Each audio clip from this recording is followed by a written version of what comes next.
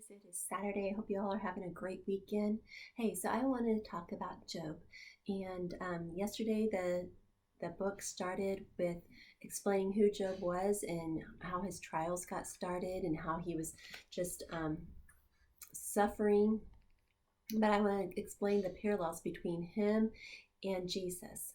So both are called righteous. Both of them are called blameless.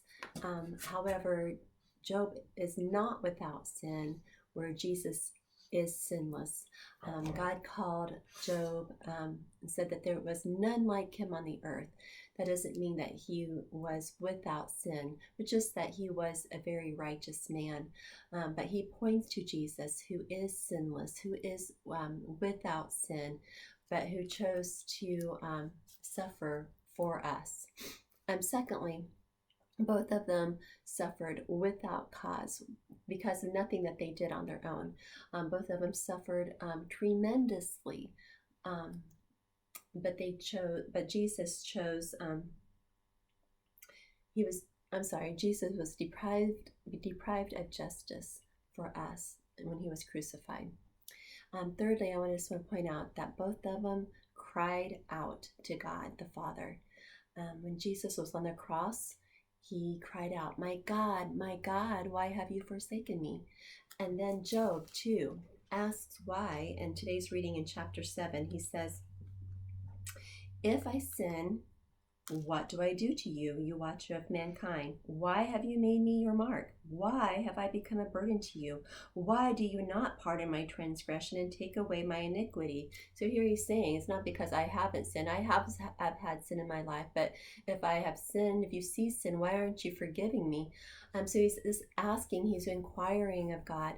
But I want to just point out here and stop on this and say there are ways that we ask God. And it's not because we shouldn't say why. God wants us to have understanding of who he is and why he's doing things. And he wants to speak to us and give us clarity. But there are some times when we go, I just do not understand, and we don't have an answer. But when we inquire of God, we need to go into our quiet place and we need to talk to him face to face. In Psalm 27:4, I'm sorry, I lost my place. In Psalm 27:4, David actually says, "One thing have I asked of the Lord that I will seek after, that I may dwell in the house of the Lord all the days of my life, to gaze upon the beauty of the Lord and to inquire in his temple." So when we inquire of God, we need to go into our quiet place with him. We need to inquire him face to face. What we do not do is that we don't go and ask, why is God doing this to me, to our friends? Because that is like talking about God behind his back with him in the room, and that gives him displeasure. So we need to inquire of God face to face and ask him. So it may be because you are becoming disciplined. Maybe you did do something that requires discipline, but maybe he's doing this like he's doing it to Job, like he did later to Joseph when he was, it looked like he kept on getting trial after trial, suffering after suffering, but the purpose was for a promotion.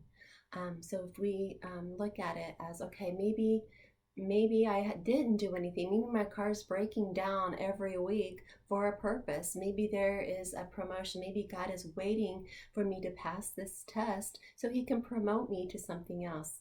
But we need to just inquire of God, seek his face, but seek him in the right way. You guys have a great day. Bye.